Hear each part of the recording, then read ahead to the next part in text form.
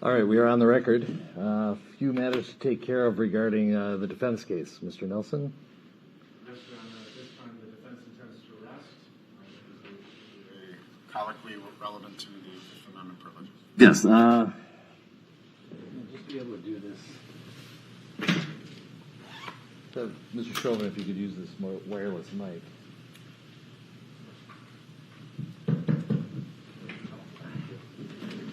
And you can remain seated for this. And Mr. Nelson, make sure you're close to the microphone. Mr. Chauvin, you and I have had several discussions throughout the course of my representation of you relevant to your right to testify or to choose to remain silent, correct? That's correct. And during the course of our representation, it's fair to say that you and I have had this conversation multiple times, correct? Correct. You understand that you have a Fifth Amendment privilege to remain silent. Do you understand that? Yes. You understand that if you choose to exercise that right to remain silent, neither the state nor the court can comment on your silence as a sign or an indication of your guilt. Meaning they can't say, he didn't get up and defend himself, so equate your silence with guilt. Do you understand that? Yes.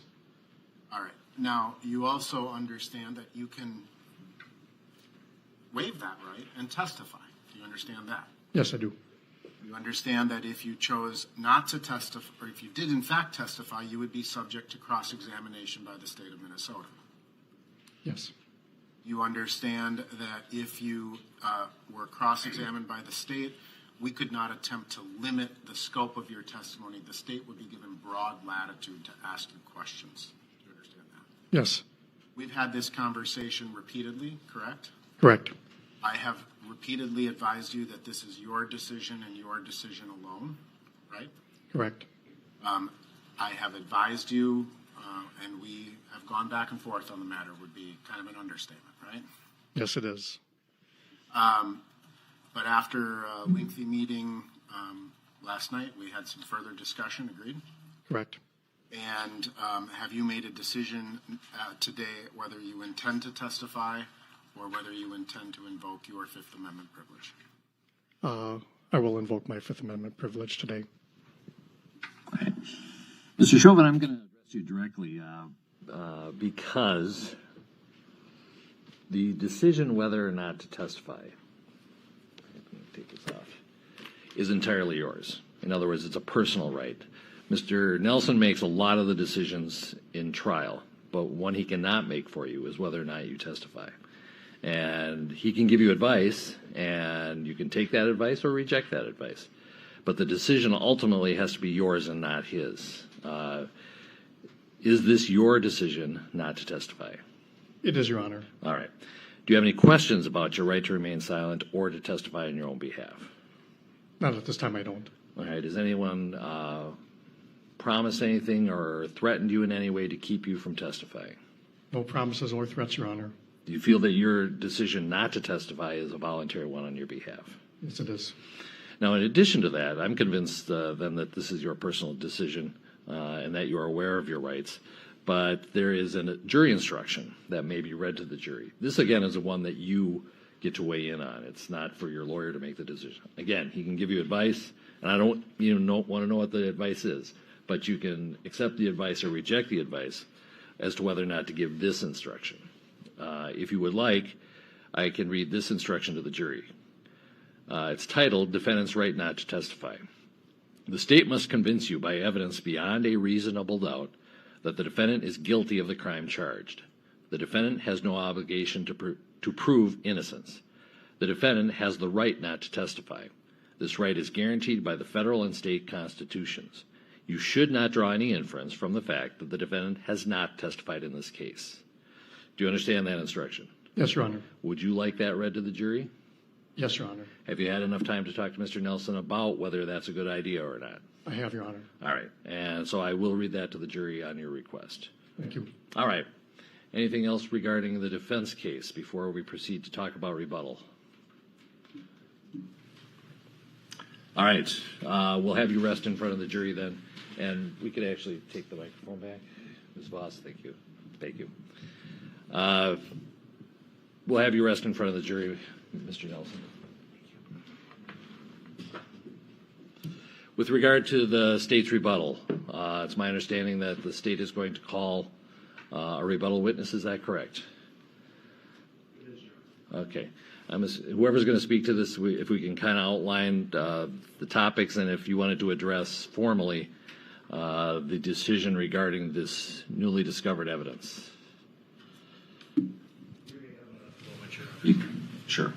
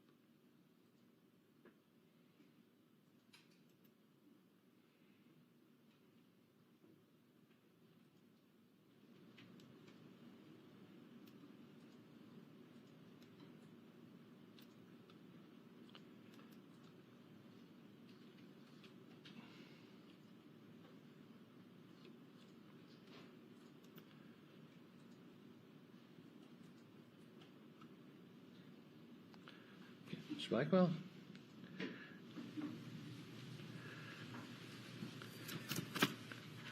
Good morning, Your Honor. Good morning. Counsel. I was told in chambers that there was some newly discovered evidence that the state wished to present in rebuttal regarding carbon monoxide testing. Would you tell me what that was? Yes, Your Honor. We have blood gas evidence from Hennepin County that would contain blood gas readings for the carbon monoxide content in Mr. Floyd's blood on May 25th of 2020. All right. And when was it discovered? How was it discovered? Why Why was it not disclosed earlier? It was discovered yesterday by Dr. Baker. And what had precipitated it, Your Honor, was a piece of new evidence. It was a disclosure that came from the stand during the testimony of Dr. Fowler. And I wanted to show Your Honor exactly what it was. It was in one of the slides that Your Honor can see here if I adjust the camera. And what I'm referring to, Judge, is this very last reading here on the bottom, where from the stand and the slide that Mr. Nelson prepared was the statement and the discussion that in 7 minutes, Mr. Floyd's carboxy hemoglobin could have increased by 10 to 18%. Now, that was a new opinion. The word carboxy hemoglobin does not appear in the 31 pages of Dr. Fowler's report at all, nor a discussion about the carboxy hemoglobin content in his blood. Now, the concept of carbon monoxide was raised in the report, but not blood gas issues related to it. It was sort of discussed in the same context of sort of taking drugs through the rectum and other things that were raised generally, but not a specific reference to the carboxy hemoglobin content in Mr. Floyd's blood. Dr. Baker heard the testimony, had not himself ever requested this, nor had the ER physicians. They explained that when somebody's brought in and blood gases are taken, there's a panel of them that are taken. The ones that get generated in the records would be the ones that the ER physicians actually request. Nobody requested carbon monoxide readings because they didn't see how that was relevant, frankly. And no one had until this testimony yesterday that was specific to the carboxy hemoglobin content of the blood and set it at 10 to 18%. Now, Judge Cahill, what everybody did have access to would be the flip side of the equation. There was information on the arterial blood gas content that showed the oxygen saturation content in Mr. Floyd's blood, and the oxygen saturation was at 98%, which meant necessarily, to the extent there was any carbon monoxide in the blood, it would be at most 2%. This was the takeaway that Dr. Tobin had yesterday from this new disclosure, and we disclosed that to counsel, that would be something that Dr. Tobin could address based on the information that everybody did have available. Dr. Baker simply then addressed the flip side of it. Was there a reading or measurement specifically on the carbon monoxide in light of this testimony from Dr. Fowler from the stand yesterday on the carboxy hemoglobin content and the slide which Mr. Nelson introduced? Well, let me clarify one thing. When was the test actually run? It was run the night of May 25th when George Floyd was brought in. And you did subpoena all the records of Hennepin County Medical Center? We did subpoena all the records. And what they provided to you did not have that in it? That's right, Your Honor. Did Dr. Baker spontaneously call you to tell you that there might be something deep within the computer records that was not disclosed? Or did you seek him out and ask him for his? We did not seek him out and ask anything. He had heard the testimony and thought that this record might exist because he thought that, well, he was aware that there's a panel of the tests that are run by the machine. And then those that would go to the ER physicians would be the ones that they request to see the values on. So, but we did not contact him. It was the other way around. And we're talking about carboxy hemoglobin readings. Is there also anything as part of that specifically about carbon monoxide concentrations? Yeah, the carboxy hemoglobin reading would show the carbon monoxide concentrations, Your Honor, and the record, fortunately mine has my markings on it, but it would return a value for the carbon monoxide content, and then would show whether or not that result is in the normal range or not. And that would be the reading in the readout from the test results. All right. And so it specifically say carbon monoxide? Well, it gives the letter symbols for it. So it would, if there's a clean copy. What specifically does it say? Maybe you could just read it off the record. It says specifically in the oximetry values, it says F, C, O, and then H, lowercase b, 1.5%, and then it gives the normal range of 0 to 2.0% as the normal range.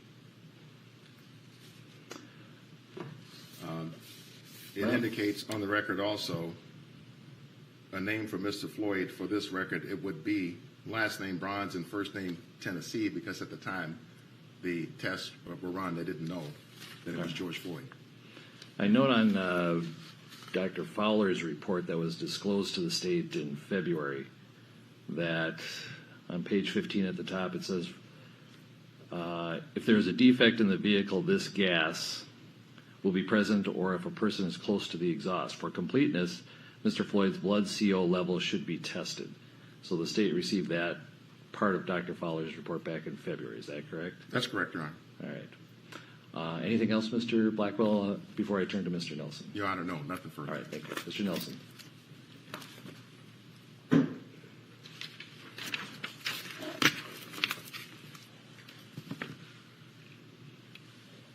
Mr. Nelson. Thank you, Judge. Yes, for the record, in terms of rebuttal, a couple of things I would like to address.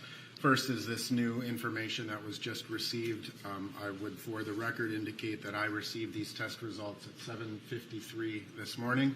As I understand it, Dr. Fowler is on an airplane and having some difficulty reaching him at this particular moment. I have spoken with other people from the forensics panel. They're looking into these things. Nevertheless, Your Honor, the point of this is that this issue was specifically raised, as the court points out, back on February 22nd, some 20-some-odd days. 40-some, 60 days. I don't even know how long it's been. I'm a little time deprived at this point. The point being is that the state has had more than sufficient notice. Dr. Fowler is opining that this could have played a role in his report. He says and suggests that for completeness, it should have been tested or should be tested. The state retained and continues to retain any blood samples. They are not within the control of the defense. The state has had ample opportunity to rebut any suggestion. As far as the information relevant to the Mr. Blackwell references in terms of the oxygen levels, the 98% oxygen levels, what Dr. Fowler testified to yesterday was how you can't rely on the oxygen levels because it's the carbon monoxide binds to the oxygen and it can give a false reading. You need this hypoxia testing, the hypoxia oxygen testing. So the bottom line is that this is information that has been within the state's control. The state has had ample notice that this could have played a part of Dr. Fowler's testimony. It is incredibly prejudicial to the defense at this point, now after Dr. Fowler has testified and left the state, to bring forth evidence. Again, the jury being the trier of the fact, Dr. Fowler was pretty clear. He was not saying that this was the cause of death. He's simply opining that it wasn't considered by the state. And apparently it was considered to be a ridiculous concept by the state of Minnesota that they didn't think to test it. Since this trial has started, in addition to this new evidence, the state has had multiple conversations with a city employee about the vehicle itself. They've gone and taken pictures of the vehicle. Again, all of this they've had ample opportunity to do, but this is what they're doing in the middle of trial, even though they've known for a long time that this was an issue. I did receive also last evening a summary of Dr. Tobin's anticipated rebuttal points three of the 4 points I do not see as proper rebuttal, but we can address that later. Well, let's address that now, as long as I'll ask the state to respond to something other than your carbon monoxide issue. Yep. So last night I received a one-page memorandum referencing a conference that they had with Dr. Tobin. It's date stamp 50417. They identify 4 areas of potential rebuttal. The first being that Dr. Tobin will testify regarding the significance of the hypoxic changes from a physiology and clinical standpoint, including his conclusion that the anoxic seizure is not indicative of a primary cardiac event based on the timeline of significant events. I believe that Dr. Tobin has already extensively testified as to his opinion of the significance of the anoxic seizure. I mean, that formed a large basis of his testimony and how he concluded that. Now, the fact that there is a differing opinion that it's a cardiac event instead of a hypoxic event that's the nature. Again, state has had ample notice. It's not rebutting. It's just simply reintroducing what Dr. Tobin has already testified to extensively. Well, my recollection of Dr. Fowler's testimony is that he agreed that it's a hypoxic reaction. But it's just the mechanism. I think we're talking about the mechanism. Was it due to positional asphyxia versus cardiac arrhythmia? But I think they all agreed that it was a myoclonic seizure as a reaction to hypoxia. Agreed, Your Honor. But the mechanism being the point of what Dr. Tobin has already extensively testified to. Right. And the fact that Dr. Fowler had a different opinion, this is not proper rebuttal because it's already been testified to at length. What the mechanism of the seizure was has already been opined by Dr. Tobin. Okay. The second area that Dr. Tobin has indicated is he said, Dr. Tobin will testify regarding the scientific research supportive of his analysis that showed how the hypopharynx can be narrowed. Again, I believe that he has already extensively testified to his position as to the narrowing of the hypopharynx. Whatever this additional research is, I have been provided with a single journal article relevant to the treatment of COVID patients that was provided to me last night as well.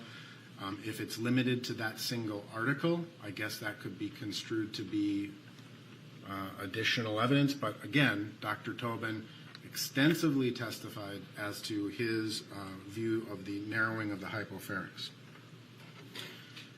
The third area is what is written as follows. Dr. Tobin has reviewed and will testify as to his analysis of the two studies of that Dr. Fowler cited regarding outdoor exposure to carbon monoxide.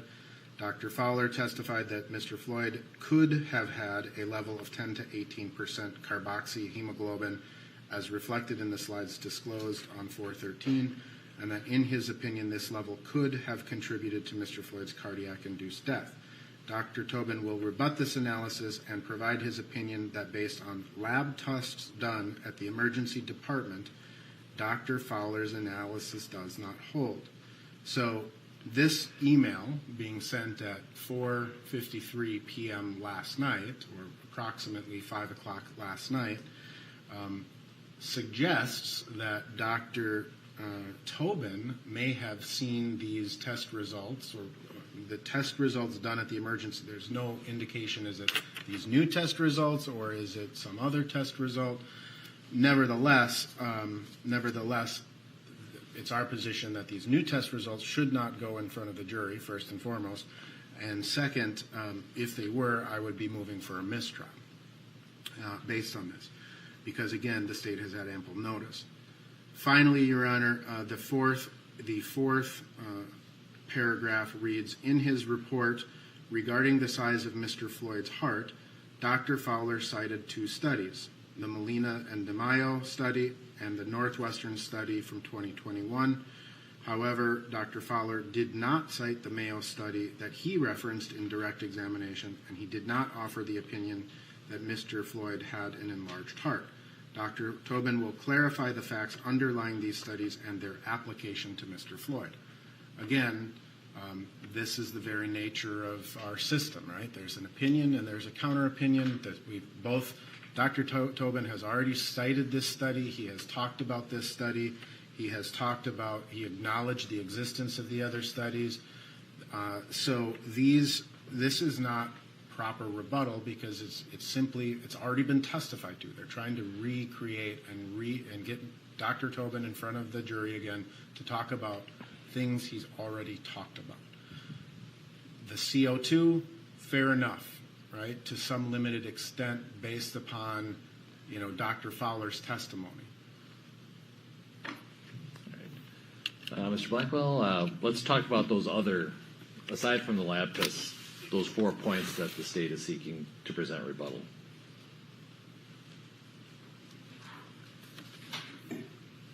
Obviously, Your Honor, we wouldn't be having any of these discussions this morning had there not been new opinions from Dr. Fowler raised from the stand. And one of those new opinions, and one which I think I was objecting to at the time, was his discussion of the Mayo study. This had to do with the whole issue of the enlarged heart, the cardiomegaly. And he had disclosed to us his reliance on Molina and DeMaio, and also the Northwestern study. That was in his report. And as Your Honor well knows, the whole point of having reports and disclosures for both sides is so that both sides have notice for what's going to be testified to on the stand. So he testified about the Mayo study anyway. He expressed his opinions about the Mayo study. It was a free kick at the goal because we didn't know that he was going there. And what study again? Could you spell that one? Because I'm mixing up DeMaio and... Yeah, the Mayo study is M-A-Y-O. It's as though it should be pronounced Mayo. Okay. And what Dr. Tobin would talk about would be that particular study and the fact that in the opinions that Dr. Fowler had presented in his report, he didn't offer the opinion that Mr. Floyd had an enlarged heart. He offered it from the stand. He didn't offer it in his report. And had we known at the time from the disclosures that that's what he was going to testify to, then we would have addressed it during his testimony, during his direct, when he was here before. Well, let me ask you. So, what specifically do you want Dr. Tobin to testify to regarding an enlarged heart? He will simply testify that if you then look at the overall studies, including the Mayo study that we've been talking about, that Mr. Floyd's heart weight does not fall within a range that is abnormal. So he'll talk about the broader sort of pool of studies in the framework of discussing the Mayo study that we had learned about, at least that Dr. Fowler was going to rely on in his testimony. I guess one question I have is, he's the pulmonologist. He's not the cardiologist. Are you recalling your cardiologist to talk about the enlarged heart and give an opinion about an enlarged heart? No, Your Honor, just a pulmonologist. Okay. And obviously there's a cardiopulmonary system, and they both kind of operate kind of hand in glove. So we felt, frankly, in the interest and respect in Your Honor's admonition, that we try to be focused substantively and temporally to simply call one person to talk about this and not multiple ones. All right. Okay.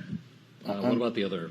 On the issue of the hypoxia, for the first time from the stand, we heard from Dr. Fowler that an anoxic seizure was evidence of a primary cardiac event. Your Honor is right in what Your Honor had understood, that both sides do understand kind of what happens when you have an hypoxia event and how one passes away. What we had not heard was Dr. Fowler attributing it to a primary cardiac event. That was not in this report, and it was disclosed for the first time from the stand. And as well as relates to the hypopharynx, that was crystal clear from the stand that Dr. Fowler said, having heard Dr. Tobin testify, I went out to canvass the literature and I found nothing there supportive of his theories for somebody who has studied the science of breathing for 46 years. So what Dr. Fowler would testify there is what is the nature of the research in that respect, in direct response to the new statement from Dr. Fowler from the stand. Let's talk about the opinion regarding the carbon monoxide effect and Dr. Tobin's opinion, which would appear to be within the scope of his expertise as a pulmonologist. But is it going to be solely talking about the lab tests? It is solely talking about the carbon monoxide content of his blood, Your Honor, and I don't want to try to answer the court's question as clearly as I can. No, go ahead. It isn't just talking about the test results. The test results are subsumed in it, but the bottom line of what he's talking about is what is the evidence as to whether or not the carboxy hemoglobin content, the carbon monoxide content of his blood could have been in the range of up to 15%. And he's saying that based upon the medical evidence available, that was available to everybody, looking purely at the oxygen. What was available to everybody? The oxygen saturation content of his blood. Okay. And contrary to counsel's comment on the science, the way that the oxygen saturation works, we have hemoglobin, so either the oxygen is going to combine with the hemoglobin or carbon monoxide will. And if carbon monoxide has bound to it, then you can't have an oxygen saturation of 98%. No, I understood the testimony. So that is what he would speak to.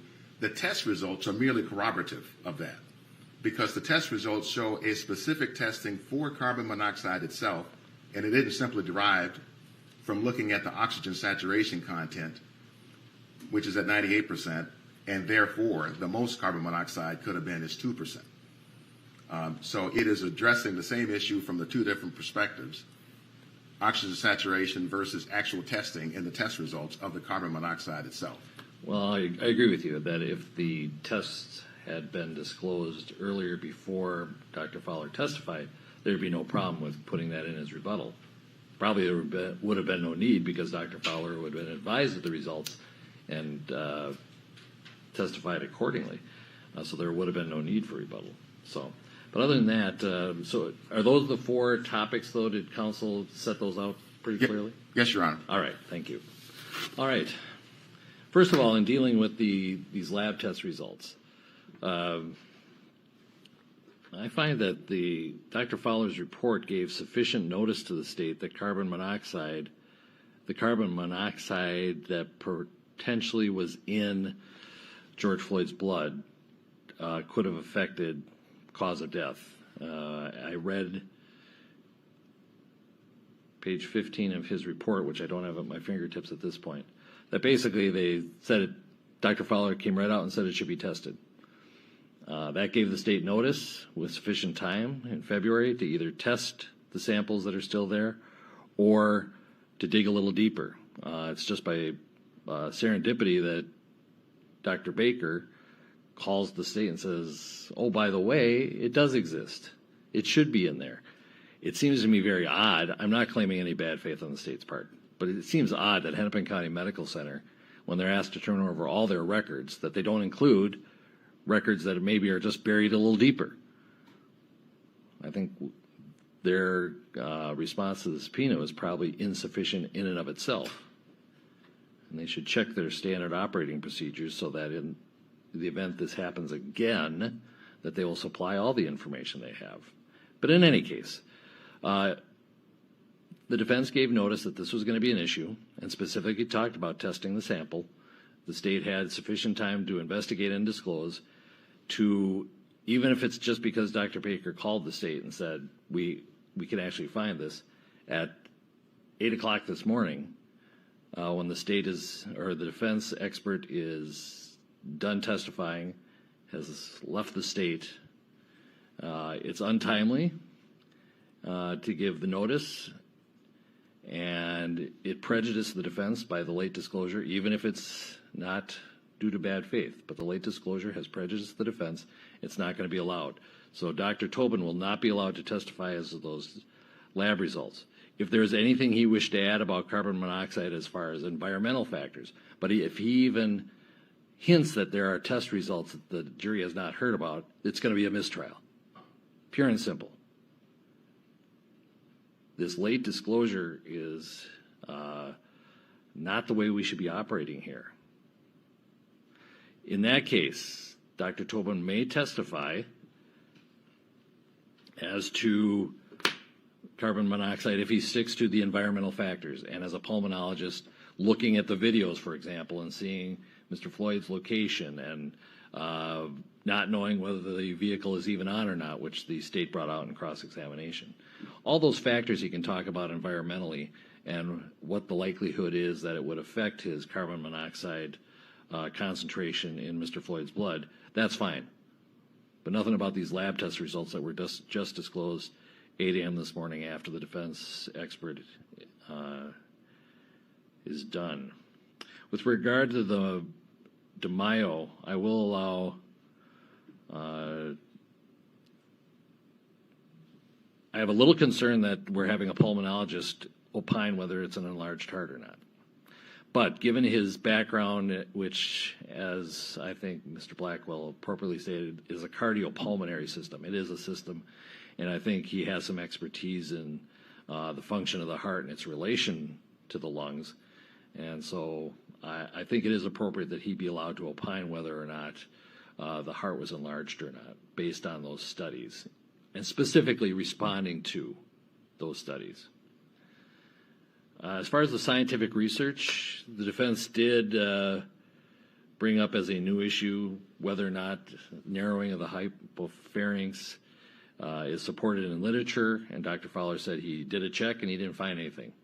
I think it is permissible that Dr. Tobin be allowed to come and say, since then, since Dr. Fowler's testimony, he has done his own search or he relied on this, and there is literature, and he can talk about the literature in a summary fashion. With regard to the hypoxic seizure, it was pretty clear from Dr. Tobin's testimony that he had an opinion that there were movements of George Floyd's legs, that those were myoclonic or anoxic seizures due to the lack of oxygen. Dr. Fowler did not really dispute that. He also indicated that it was a lack of oxygen to the brain that causes such seizures. The only difference between the two was the mechanism. Did the lack of oxygen, was that caused by positional asphyxia versus cardiac arrhythmia? And as I recall, Dr. Tobin excluded cardiac arrhythmia or a cardiac event as the cause of the lack of oxygen. Since he has excluded a cardiac event as the cause of the lack of oxygen, that evidence is already in the record. I don't have to remind both sides that the purpose of rebuttal evidence is not to restate what has already been testified to. It's to bring up new evidence to rebut something that came up in the other side's case. Accordingly, as to the hypoxic seizure, that's not going to be allowed. The scientific research supporting hypopharynx narrowing will be allowed. The lab tests are not allowed to be discussed, but Dr. Tobin can talk about carbon monoxide and the likelihood of a high carbon monoxide reading based on environmental factors if he wishes, because that was gone into a great extent. And finally, the reports, and he may opine whether, in his opinion, George Floyd's heart was enlarged or not. Do we have pretty much the ground rules set? Just one question for clarification on the carbon monoxide. There were test results that existed before the ones that are at issue from last night/this morning. What Dr. Tobin, these are ones that relate to the oxygen saturation. So that was known before last night. And so I haven't talked to Dr. Tobin this morning about what he's going to say or when. I might ask the court for a few minutes before we start. But what he was able to come to last night without saying anything at all related to these test results at issue was we had the results already, both sides do, on the oxygen saturation in his blood from May 25th, 2020. Well, let me ask you this. Is his opinion going to be that when the oxygen saturation levels are this high, that precludes high CO, because a high carbon monoxide reading would depress the saturated oxygen? That's correct. They are would be inversely related. So a high oxygen saturation would indicate a low carbon monoxide. Yes. Mr. Nelson? As I understood Dr. Fowler's testimony, at lower levels of carbon monoxide, because the pulse oximeter it's not going to differentiate based on the color of the blood between oxygen and carbon monoxide. This is the bright cherry red testimony. Correct. I think that's appropriate cross, but I think if that is in fact Dr. Tobin's opinion that these oxygen saturation readings, which have been disclosed earlier, would indicate a low carbon monoxide reading because they are inversely proportional, and it's appropriate, however, to say those readings are based on pulse ox, color of the blood, color of the fingernail, and the bright cherry red, essentially confronting him with that testimony, I think is appropriate cross, but it does not preclude the state from recalling Dr. Tobin for that purpose. Yep, that's the clarification, Your Honor. All right. Thank you. Yeah, that would be permitted. All right, anything else before? And you want a few minutes to talk to Dr. Tobin? If I may, Your Honor. Why don't we start up at 10 o'clock? I assume he's close by. You could do it quickly, Mr. Blackwell. I was hoping for a few more minutes. I think since the defense is going to rest and you'll proceed directly to Dr. Tobin, are we calling anybody else? No one else, Your Honor. And if we could have to 10:15. 10:15 it is. All right, All right, thank you, Your Honor. 10:15 we'll reconvene. Thank you.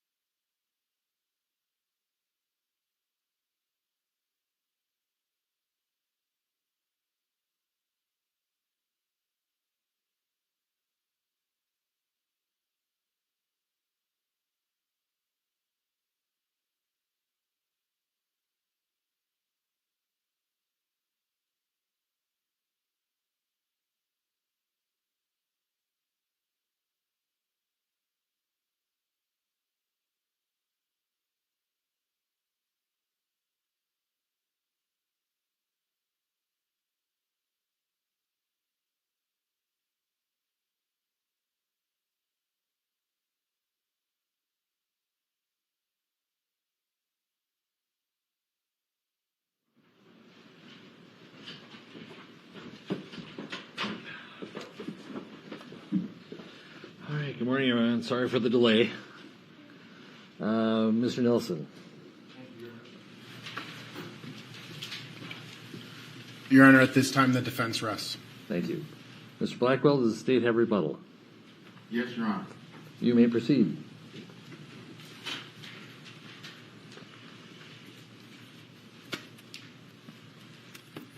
Good morning, Your Honor, counsel, ladies and gentlemen.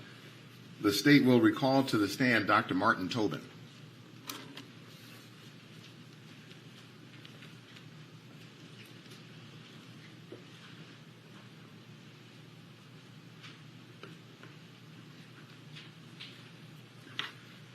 In just one moment, Your Honor.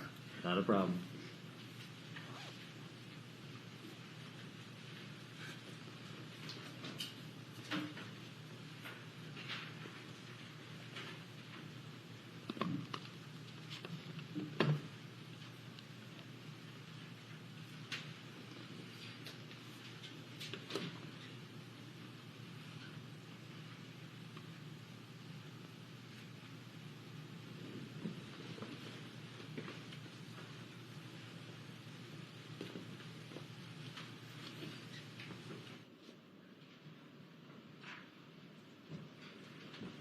Dr. Tobin, since we are recalling you, I'm going to swear you in again. Yep.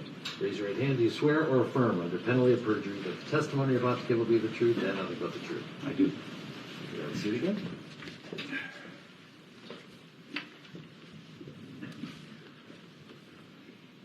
And just for the record, if you could restate your name and if you feel comfortable, take the mask off. My name is Martin Tobin. Mr. Blackwell. Thank you, Your Honor. Good morning, Dr. Tobin. Mr. Blackwell? Thank you for rejoining us. Got just a few follow-up questions Yeah. to ask you in rebuttal. But first, just so you're introduced to the jury, you're a pulmonologist, Correct. Lung specialist. Yeah. a critical care physician, Yeah, intensive care doctor. and you've studied the physiology of breathing for 46 years. Correct. Yeah. I want to first ask you about the issue of Mr. Floyd's potential exposure to carbon monoxide. Yes. Were you able to hear testimony regarding this yesterday? Yes, I was. Were you able to see this particular slide and the highlighted statement at the bottom? In 7 minutes, Mr. Floyd's carboxy hemoglobin could have increased by 10 to 18%. Correct. Yeah, I saw that. Would you first just tell us right off the bat, do you agree with that proposition that's highlighted there? No, I do not. Now, would you tell us what carboxy hemoglobin is? Yeah.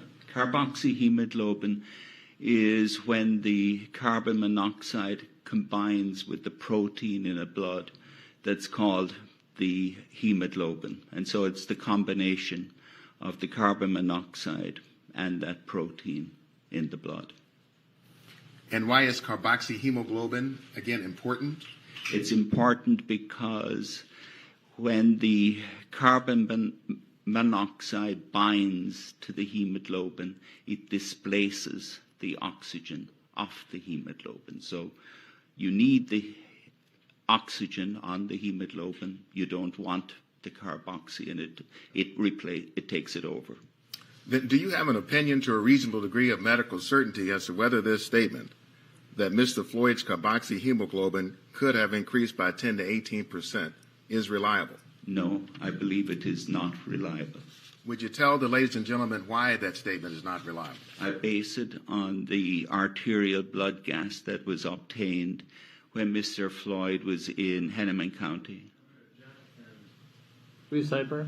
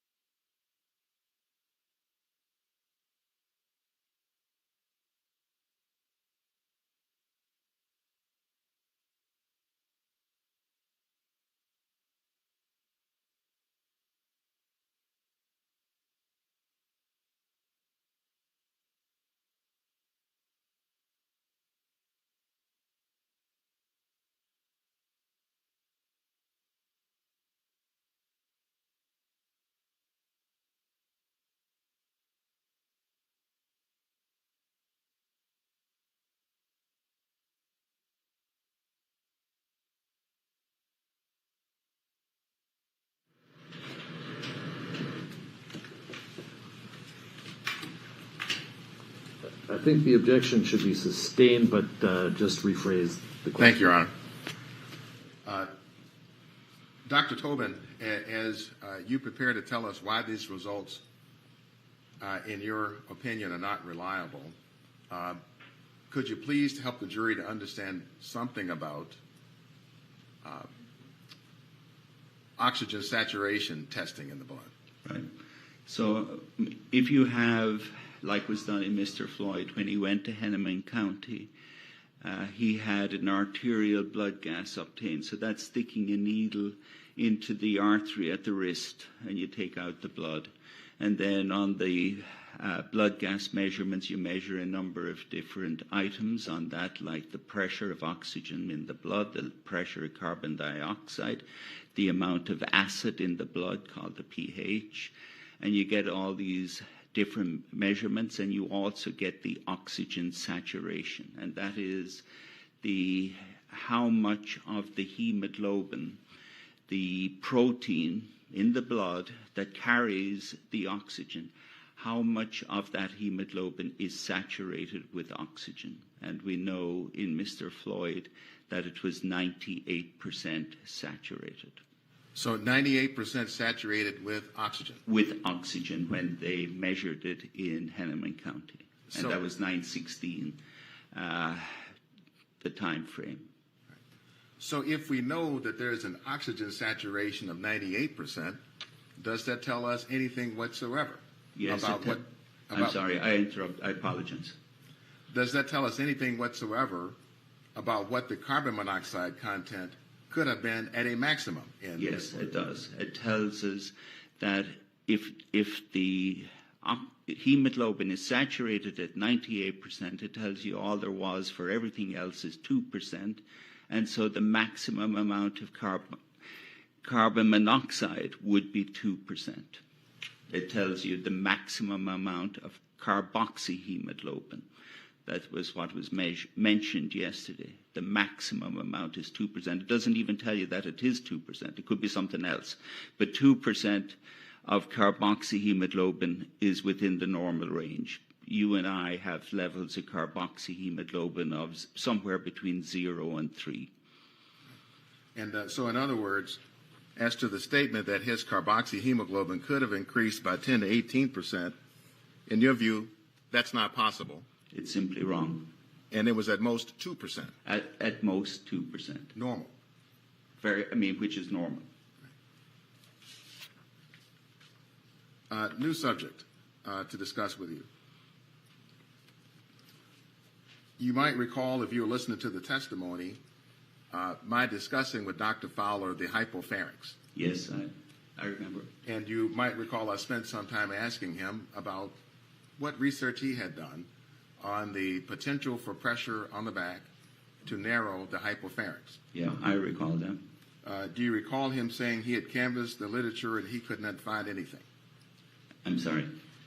Do you recall him saying he had reviewed the research and that he could not find anything? Yes, I recall him saying that. Are you able to enlighten or give any information to the jury on the nature of the research on the hypopharynx and how it narrows with compression in the prone position? Yeah. So, the research on this, which is extensive, is really in the scientific literature. It's in the physiological literature.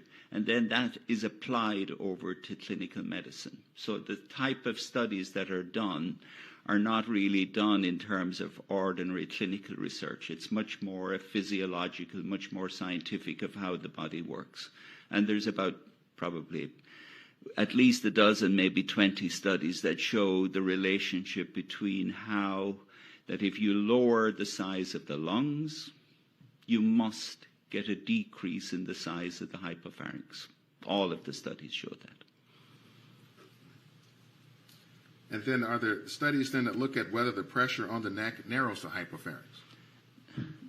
No. Because when we do research, we try and do research on studies that might be puzzling, that you would be kind of expecting a bit of a surprise. If you think about sticking your fingers into your neck, you know you're going to narrow the hypopharynx. That's not kind of research that somebody is going to want to do. It's so common sense that you would know that that's going to happen. I mean, you can do it on yourself if you want. And as soon as you put pressure here, you can immediately sense that your upper airway is narrowing. Dr. Tobin, that is all we wanted to clarify with you this morning. Okay. Any comments? If I may have 2 minutes. Sure. Let's do a stretch break in place.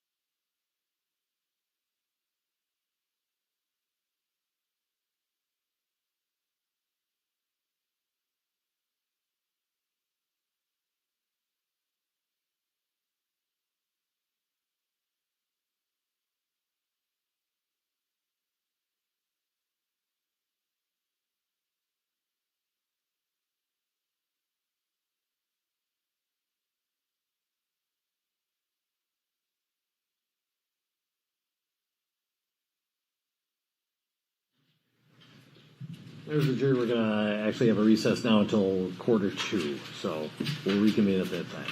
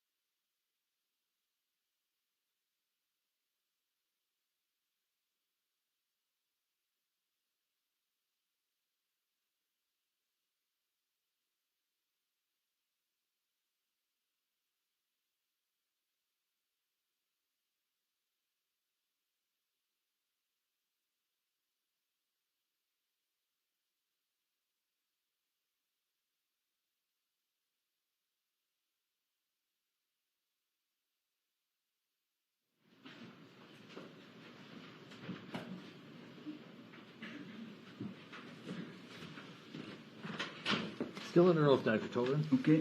Mr. Nelson.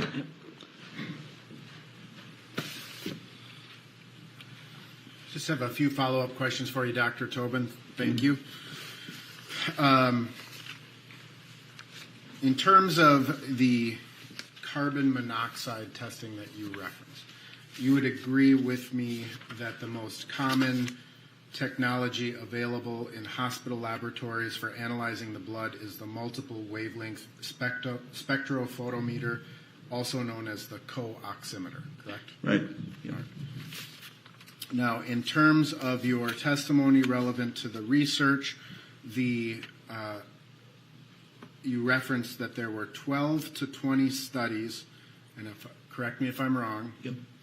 that an increase in pressure on the lungs would increase the narrowing of the hypopharynx. Not quite. Okay, can you just say it again? Yeah, I mean, it is that if you decrease the size of the lungs, that you will get narrowing of the hypopharynx.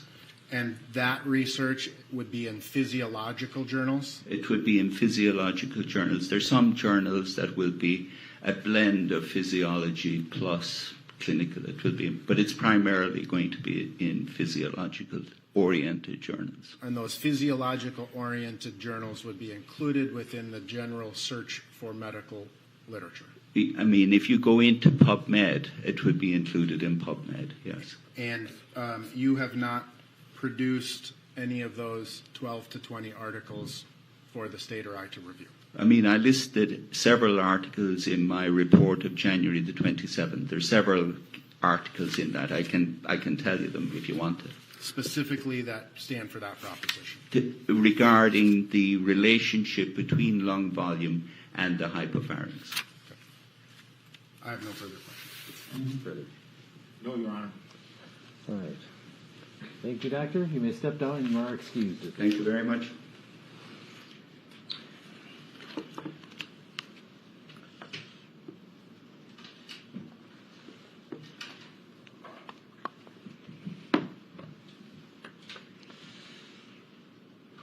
Okay. Mr. Blackwell. Your Honor, the state of Minnesota rests. Mr. Nelson, anything further? All right, members of the jury, the evidence is now complete for this case. Next step for you is to listen to closing arguments and then retire for deliberations. That'll occur on Monday. The attorneys and I will still be working. We have a few administrative matters and legal matters to take care of. Most importantly, going over the law that I will give you in my instructions. And that takes quite a while. And so we are not going to change our schedule. We're not going to close tomorrow. We're going to close on Monday. And so with that, remember, you will be sequestered. We have some of your questions, and we're going to try and answer as many of those as we can. I think the one thing that you need to know today as you leave is, how much do I pack? If I were you, I would plan for long and hope for short. Basically, it's up to the jury how long you deliberate, how long you need to come to a unanimous decision on any count. And so because that's entirely up to you, whether it's an hour or a week, it's entirely within your province. So that's how I would do it if I were you. We'll also give you some information probably Monday as you retire as to other questions that don't require your immediate attention. And we will also be probably giving you some hints as far as technology. We will be operating under the rules that are currently in place regarding audio and video evidence. And that is specifically that you will be provided with a laptop computer that has all the audio and video, in fact, pretty much all the exhibits in this case, on the computer, and with a large monitor to play them. You will not have to come back into the courtroom each time you want to look at the audio or video, which is the old rules, which involves a lot of back and forth. We're not going to do that. We're just going to give you that computer with the arrangements so that you can view it as you deem appropriate as part of your deliberations. So with that, I wish you a good long weekend, and we will see you Monday morning. We will convene at 9 a.m. for closing arguments and final instructions. Thank you so much. All rise for the jury.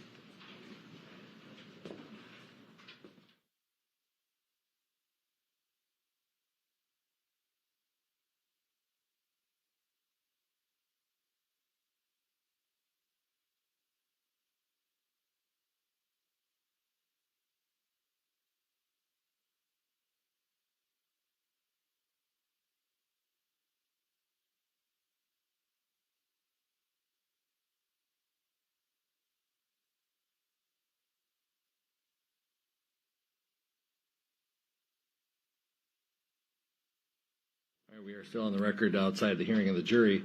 With regard to the charge conference, I think the parties had agreed that we could do this informally off the record in chambers. Is that correct from the state?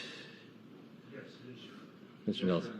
Okay, Mr. Chauvin, you have the right to be present at all phases of the trial. That would actually include the charge conference. But basically, you'd be watching the lawyers and I wordsmithing the instructions, and I think you already have a copy. You want to be present for that, or are you willing to waive your presence? I can waive it. All right. We'd probably put any discussions on the record just to memorialize what we've decided, and you're willing for us to do that without you present. Is that correct? That's right. Any requests that have already been made by the attorneys as far as proposed instructions, that constitutes a motion for me to give those instructions to the jury. So there's no need for your lawyer to object to anything, because if I don't give anything your lawyer says, that's essentially denying the motion for that proposed instruction. The same thing is true for the state. Any of their proposed instructions memorialize their request. There is no need for an additional motion objecting to whatever I decide is the final instructions. So with that, also, we have all been talking about the appropriate way to deal with questions from the jury. Occasionally, jury questions will arise.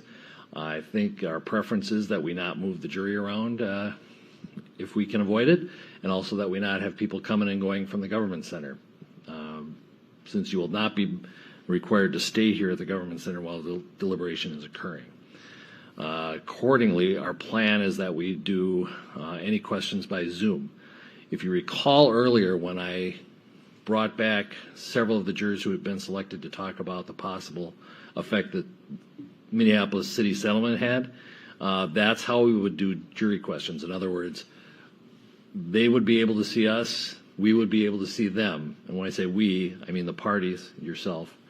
But the jury, because they're anonymous, would not be broadcast to the outside world. And that would be our plan for how to answer questions. Any questions that come to me from the jury, the first step is to talk to all the lawyers, get their input on how I should answer it. Very often it is rereading certain instructions, but in any case, I will talk to all the lawyers, and after talking with them, formulate what my answers are going to be. That will be on the record, but it will be by Zoom. Are you fine with that arrangement, since you don't have to be here? We would want you to be part of the Zoom, so you've got to be subject to getting in front of a computer, basically. Are you fine with that? All right. Anything else as far as before we go into the charge conference? Not from the state, Your Honor. Okay. No, Your Honor. All right. Then we are off the record until Monday at 9 a.m. Thank you.